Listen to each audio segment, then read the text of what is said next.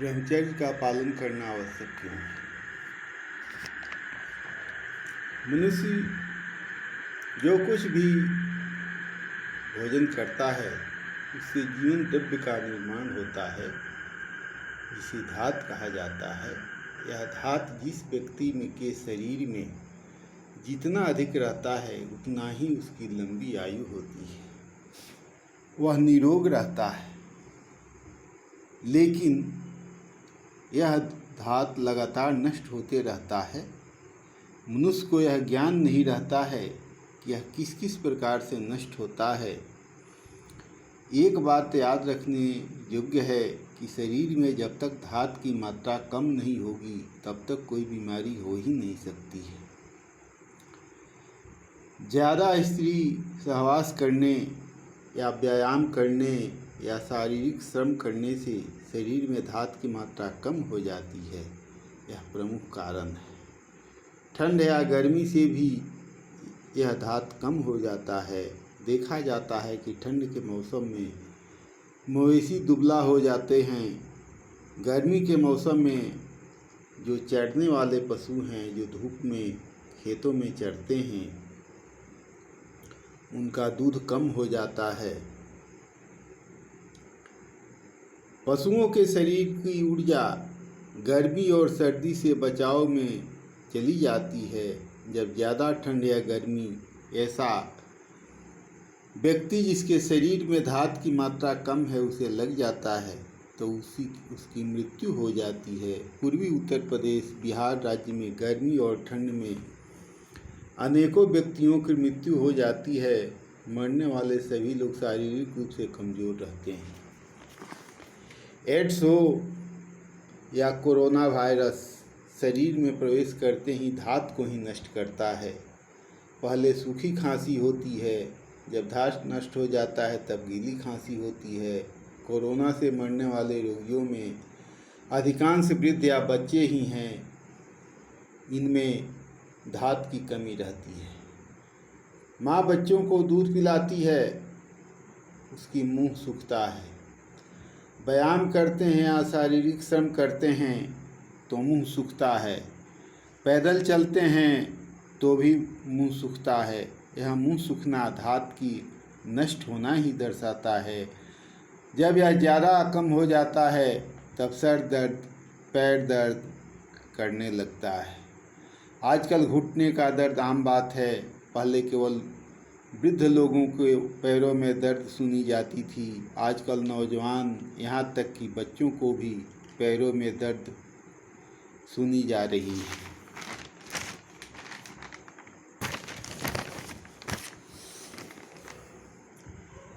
भोजन में दाल का न रहना और कब्ज, यही कारण है। कब्ज के कारण शौच करने के समय बल लगाना पड़ता है, जिससे पेशाब के रास्ते से धात निकलता है। बूढ़ा हो या जवान या बच्चा, सबके शरीर में कब्ज रह रहा है। इसलिए 15 वर्ष का बच्चा हो या 30 वर्ष का जवान, सभी लोग एनर्जी टैबलेट का सेवन कर रहे हैं, जो 40-45 के उम्र हो जाने पर दवा भी काम नहीं कर पा रहा है। लोग नपुंसक हो रहे हैं, धात शरीर में रुक ही नहीं रही है। कुछ ब्रह्मचारियों ने पैर में दर्द की बात कही। मैंने कहा कि ब्रह्मचारी की दीक्षा लेना अलग बात है और ब्रह्मचर्य का पालन करना अलग बात है। आप लोग ब्रह्मचारी की दीक्षा लिए हैं, ब्रह्मचर्य की बात ब्रह्मचर्य का पालन आप लोग नहीं कर पाते हैं। जब तक ब्रह्मचर्य का पालन नहीं करोगे, पैर में दर्द, सर में दर्द, कमर में दर्द सहित शरीर के अनेकों भागों में दर्द होता रहेगा। कुछ ब्रह्मचारियों के मन में दुख लगा कि आप क्यों ऐसा बात बोल रहे हैं। कुछ ने कहा कि नहीं, सही कह रहे हैं। कुछ ने स्वीकारा।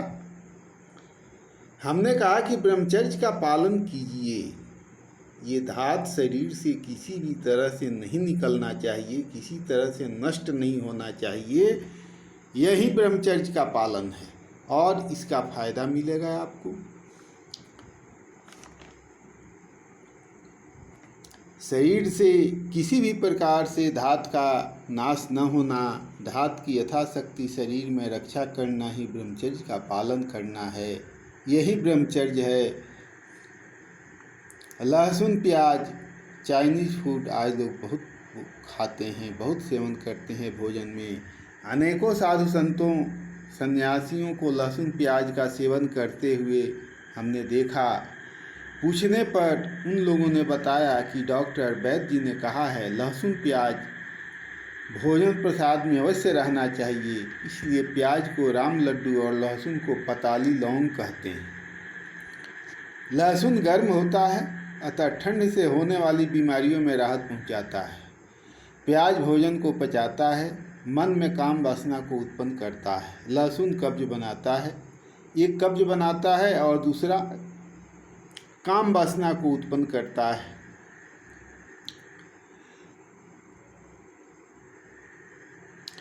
कब्ज के कारण जब शौच करते हैं तब बल लगाना पड़ता है। आप अनेक लोगों को शौच करते समय देखेंगे कि इतना बल लगा रहे हैं कि शौचालय के बाहर आवाज़ आ रही है। बल लगाने से पेशाब के रास्ते से सफ़ेद पदार्थ निकलता है जिसे धात कहते हैं, इसी से शरीर गलने लगता है। घुटना में दर्द, हाथ पैर में दर्द का यही कारण है। कब्ज के रोगी जल्द वृद्ध हो जाते हैं, बेड पर पड़े रहते हैं, उनसे चला फिरा नहीं जाता है। अंत में ऐसी स्थिति आ जाती है कि एक ही स्थान पर बैठे बैठे उन्हें शौच करना पड़ता है। परिवार के सभी लोग परेशान हो जाते हैं, कब मरेगा कब मरेगा, इसका सब लोग इंतज़ार करने लगते हैं। आप 100 वर्ष तक जीवित रहें, आपका सेवा करने की आवश्यकता न पड़े, लोग सोचते ही रह जाएं कि हम लोग उनका सेवा करते।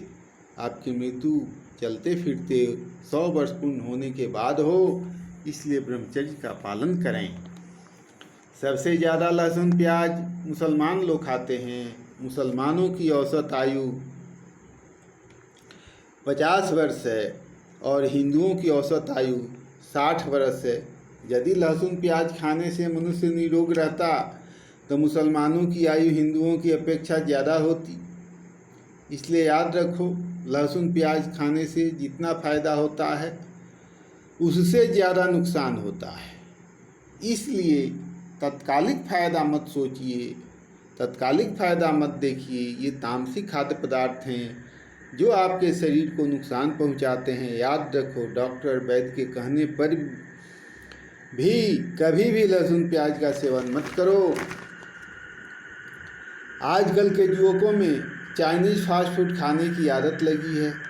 ये चाइनीज़ फास्ट फूड मैदा और तेल से बनता है। इसमें दाल नहीं होती है। मैदा और तेल से बना भोज्य पदार्थ कब्ज पैदा करता है। एनर्जी टेबलेट खाते हैं, उससे भी कब्ज ही बनता है।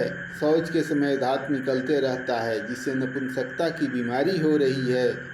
निरंतर धात के निकलने के कारण 40-45 के उम्र आते आते सभी प्रकार के एनर्जी टेबलेट, सेक्स वर्धक दवाएं, इंजेक्शन बेकार हो जा रहे हैं। सबका एक ही कारण है, कब्ज, जिसके कारण शरीर में धात रुक ही नहीं पाता है। 80 वर्ष के व्यक्ति को भी यदि धात निकलना बंद हो जाए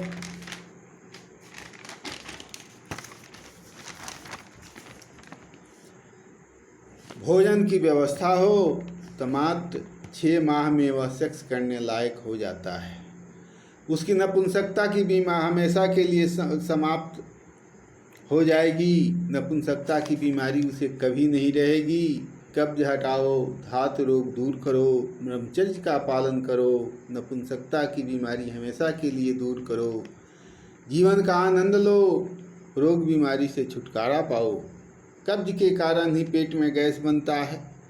जब गैस माथे पर गया तब सर दर्द, छाती में गया छाती दर्द, कमर में गया कमर दर्द। समस्या एक है, बीमारियां अनेक है। चाहे घुटन दर्द हो, कमर दर्द हो, सर दर्द हो, छाती में दर्द हो, सबका एक ही कारण है, कब्ज, जो धात के अनावश्यक नाश होने के से होता है।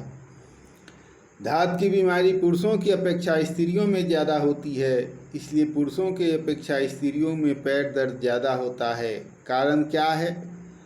हम जो सुख भोगे हैं, जो इंद्रिय सुख भोग रहे हैं, जो भोगेंगे उसे हमेशा याद करते रहते हैं।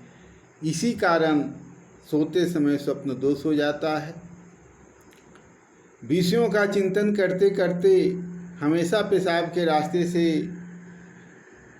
समय समय पर या शौच करते समय हमेशा धात निकलते रहता है। बहुत लोग हैं जो कि हमेशा जो सुख लिए हैं उसके बारे में सोचते हैं, सुख लेंगे उसके बारे में सोचते हैं।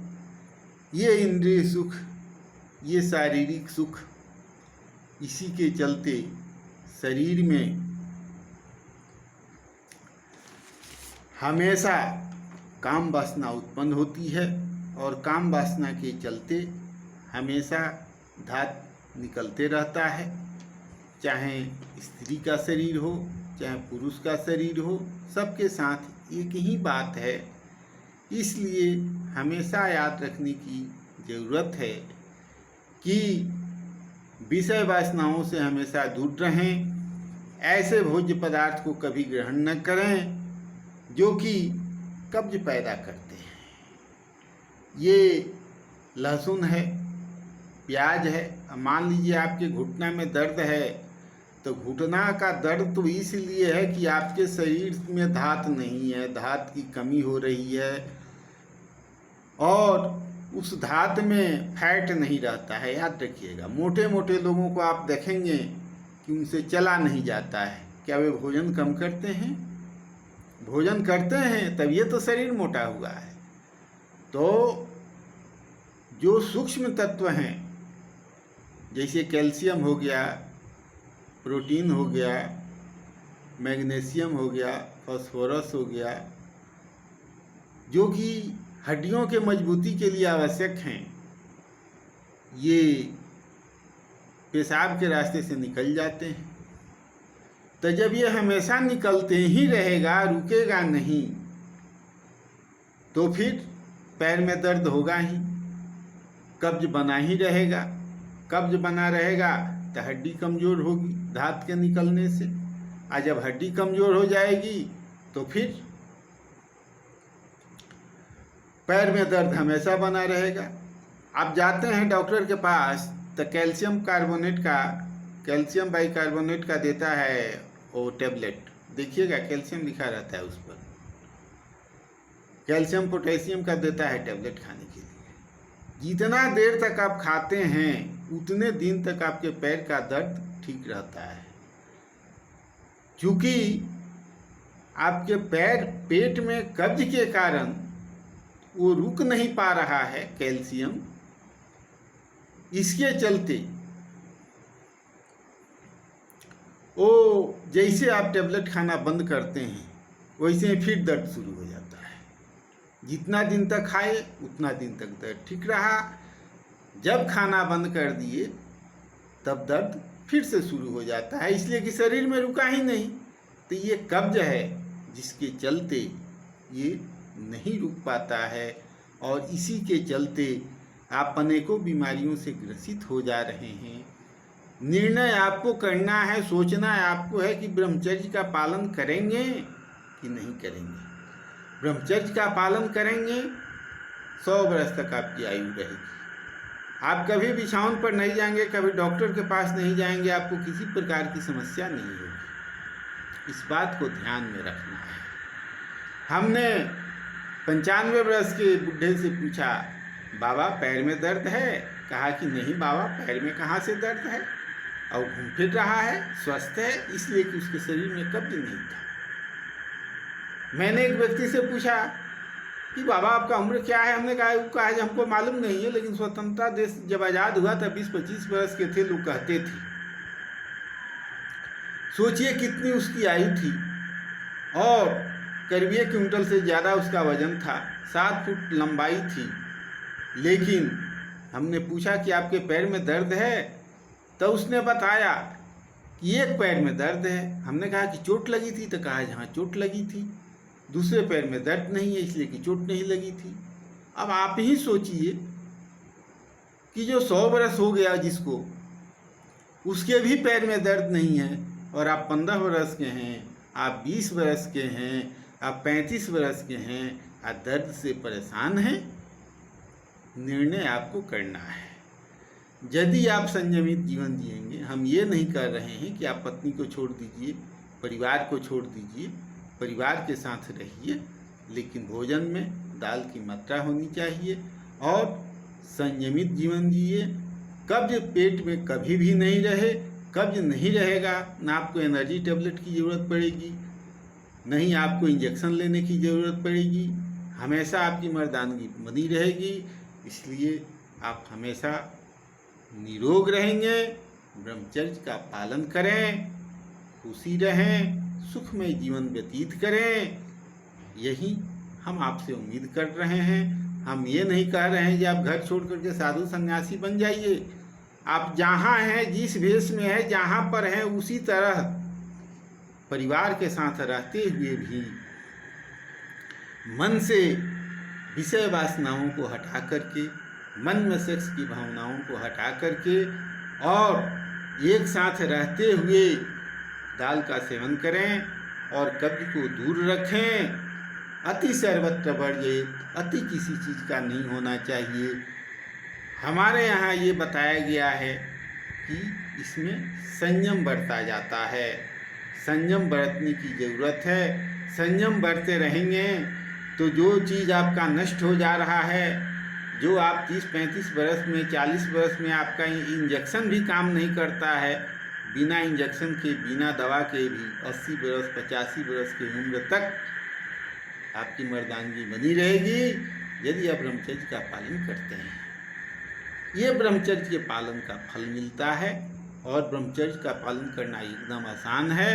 आप किसी को भी देख रहे हैं, किसी भी स्त्री को देख रहे हैं, अपनी हो चाहे पराई हो, चाहे बेटी हो, चाहे बहन हो, किसी को देख रहे हैं, वासना रहित देखिए।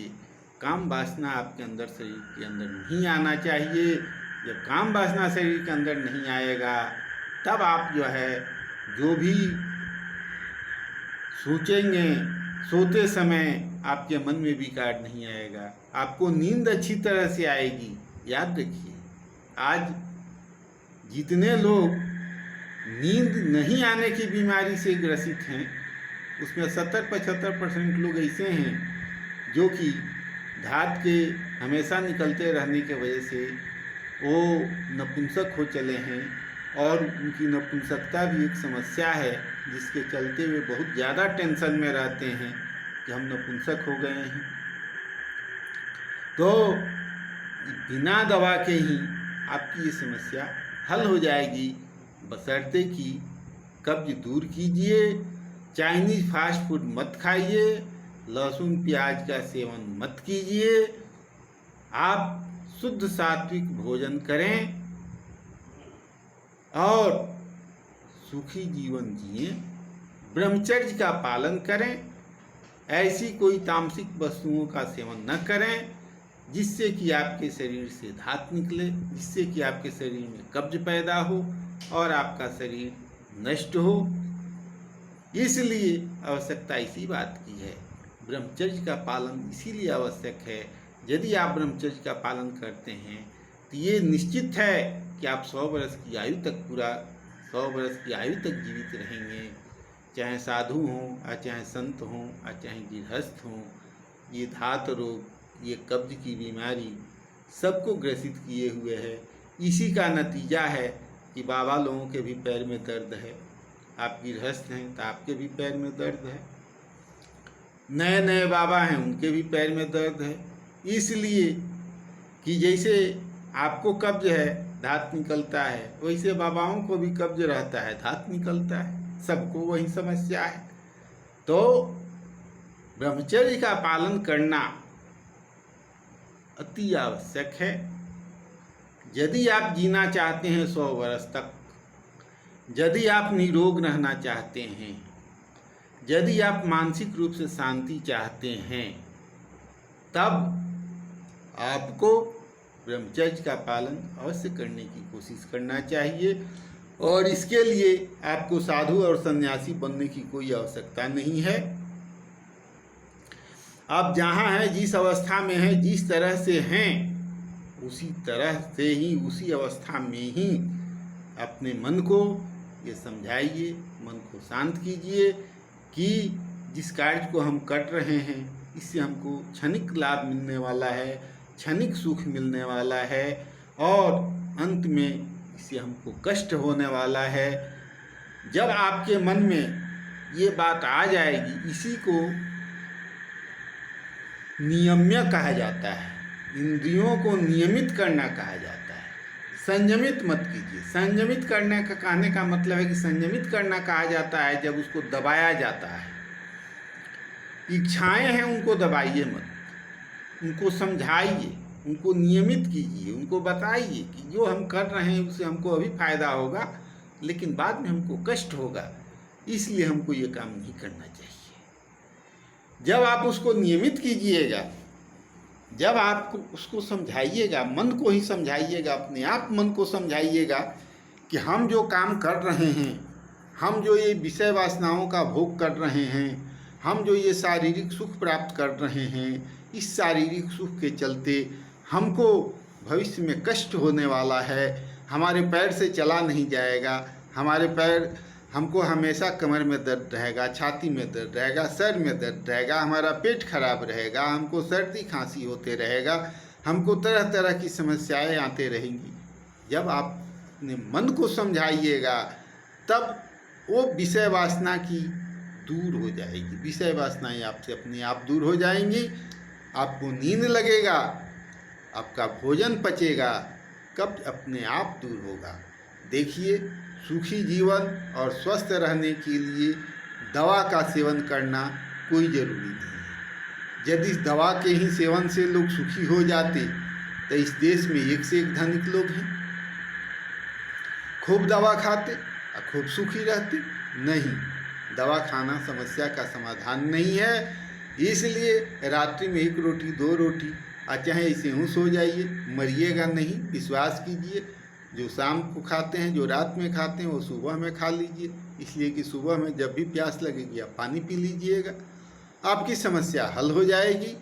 इसलिए आप परेशान न रहें, दवा का सेवन करने का कम से कम कोशिश करें, चाहे न करें।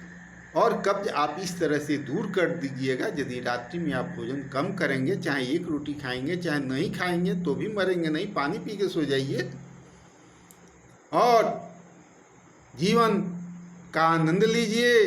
जो शाम को खाते हैं, जो रात में खाते हैं, वो सुबह में खा लीजिए। रात्रि में भोजन करना कोई ज़रूरी नहीं है। अगर भोजन करने से, रात्रि में भोजन करने से मरने की बात रहती तो मैं तो पहले मर जाता, क्योंकि मैं तो रात में भोजन करता ही नहीं। एक ही बार भोजन करता हूँ, 12-1 बजे जो मिल जाए सो, रूखा सूखा जो मिला सो किया, तो हम पहले मर जाते।